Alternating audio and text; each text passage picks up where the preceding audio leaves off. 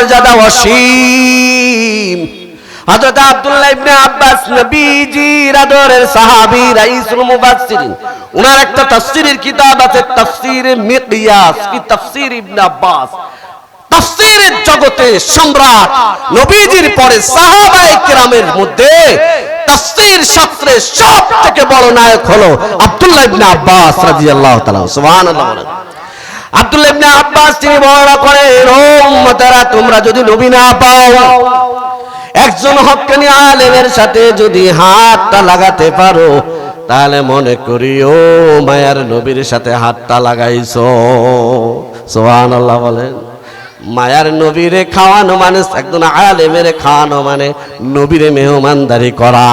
এ বাবা, আলেম ওলামার মর্যাদা শুধু জমিনের উপরেও না, মাটির নিচেও আছে না নাই, আসমানেও আছে না নাই। ওয়াস্তাগফিরু লাকুল হিতানু হাত্তা নামলাতু ফি জুহরিহা। সহিহ বুখারীর 1 নম্বর খণ্ড কিতাবুল ইলম। মায়ার নবী বলেন, ইলমওয়ালার কত পাওয়ার, ইলমওয়ালার এত দাম, এত দাম। কয় ইলমওয়ালা যে অঞ্চলে থাকে, যেখান দিয়ে পায়ে হেঁটে যায়, ইলমওয়ালার সম্মানে আল্লাহর নূরের তৈরি ফেরেশতারা সম্মানের পাখা পায়ের তলে বিছায়া দেয়। এজন্য কোন কোন মুফাসসিরিন কিরাম আদাবের ভিতরে লিখেছেন আদাবুল ইলম, ইলমের আদব সম্পর্কে লিখেছেন, বাবা হলো গায়রে আলেম, বাবা আলেম না, কিন্তু তার ছেলেটা হলো আলেম, ইলমওয়ালা, কোরআনওয়ালা। তাহলে হাঁটার সময় কে আগে হাঁটবে, বাবা না সন্তান? মুফাসসিরিনে কিরাম জবাব দেয়, বাবা সম্মানের দিক দিয়ে অনেক পাওয়ার আছে, কিন্তু ইলমের তুলনায় তো বাবার সম্মান বেশি না। কথা বলেন ঠিক না বেঠিক? ছেলে যদি আলেম হয়, বাবার কর্তব্য হলো বাবাই ছেলের সামনে দিবে, বাবা পিছনে পিছনে চলবে। কারণ যে সামনে থাকে সে হলো ইমাম। ইমাম মানে হলো নেতা। ইমাম মানে কি? কথা কয় না। ইমাম মানে কি? আমি কি বানাই বলছি? এই অ্যান্ড্রয়েড মোবাইল দাসদার আছে, এখন ইমাম মানে সার্চ দাও, ইমাম লেখে। ইমাম মানে হলো নেতা, আমাম থেকে, আমাম মানে হলো সামনে, ইমাম আসছে ওখান থেকে একই মাদ্দা। তার মানে আলেম কারো ইত্তেদা করতে পারে না, আলেম থাকবে সামনে, জনগণ থাকবে পিছে। ঠিক কিনা বলেন? এজন্য শরীয়তের মাসালা হলো ইমামাত হলো 2 প্রকার, ইমামাতে কুবরা, ইমামাতে সুগরা। একটা হলো বড় ইমামতি, আর একটা হলো ছোট ইমামতি। ওরে মসজিদের মুসাল্লায় দাঁড়ায়া নামাজ পড়ানো, এটা হলো ছোট ইমামতি। আর রাষ্ট্রের প্রধান হওয়া, বিচারপতি হওয়া বড় ইমামতি। ঠিক কিনা বলেন? আমাদের ইমাম আবু ইউসুফ রহমাতুল্লাহ আলাইহি কাজীউল কুযাত প্রধান বিচারপতি ছিলেন। জগতের বড় বড় বড় ইমামেরা এক একজন বড় বড় রাষ্ট্রের বড় বড় গুরু দায়িত্বের ভিতরে ছিলেন। এ বাবা, আলেমের মর্যাদা আছে না নাই? নবীজি বলেন, ওয়াইন্নামা ওয়ার রাসূল ইলম, নবীদের সম্পদের মিরাস আলেম নয়, নবীদের সম্পদ হলো ইলম, যেই সম্পদ, এই ইলমের ওয়ারিস হলো উলামায়ে কেরাম।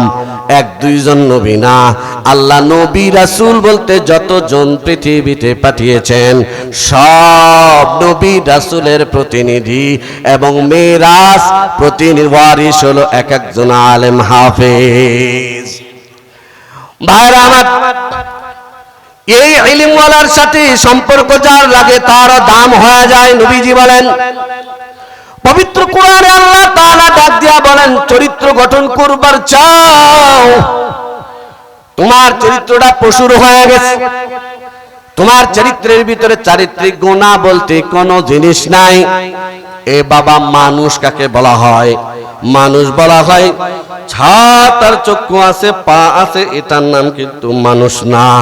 মানুষ বলা হয় ভেতরে যে মনুষ্যত্ব জিনিসটা আছে, সভ্যতা, ভদ্রতা, এই জিনিসের নাম হলো মানুষ। যার ভিতরে মনুষ্যত্ব আছে, ভদ্রতা আছে, ওই লোকটা হলো মানুষ। যার ভিতরে মনুষ্যত্ব নাই, ভদ্রতা নাই, ওটা মানুষ না। আল্লাহর ভাষায় বালহুম আযাল, কুকুর, শিয়াল, বিড়াল, দুনিয়ার যত হাইওয়ান খবিস প্রাণী আছে সব কিছুর চেয়ে নিকৃষ্ট। বাবা আল্লাহ তাআলা আলিমের মর্যাদা কত দিয়েছেন। আল্লাহর নবী কয় কিয়ামতের ময়দানে খবরদার আলেমের সমালোচনা করিও না। আলেমের ভুল ধরবে আরেকজন আলেমে, খবরদার তুমি পাবলিক হইয়া তার ভুল ধরতে যাও না, গীবত গায়ও না। কেমনে কয় যেমন নাকি একটা বাঘ আর বকরিতে যদি হামলা হয় তাহলে এখানে বাঘের কিছু হয় না, বকরি শেষ হয়ে যায়। কথা বলেন ঠিক না বেঠিক? কিন্তু বকরি বাঘে আর বাঘে যদি লড়াই হয় কেউই মরে না। কথা বলেন ঠিক না বেঠিক? আলেম আলেমের ভুল ধরবে, এক আলেম আরেক আলেমের জন্য আইনা।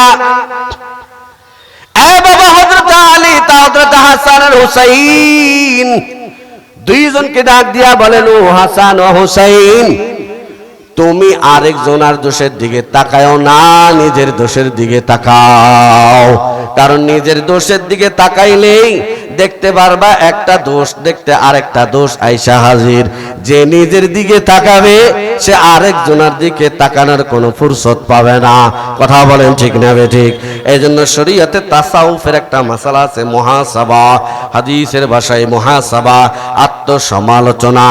ইংরেজিতে আপনারা যারা ইংলিশম্যান আছেন আপনারা বলেন এটাকে সেলফ অ্যানালাইসিস, আত্মবিশ্লেষণ, নিজেকে যাচাই করা।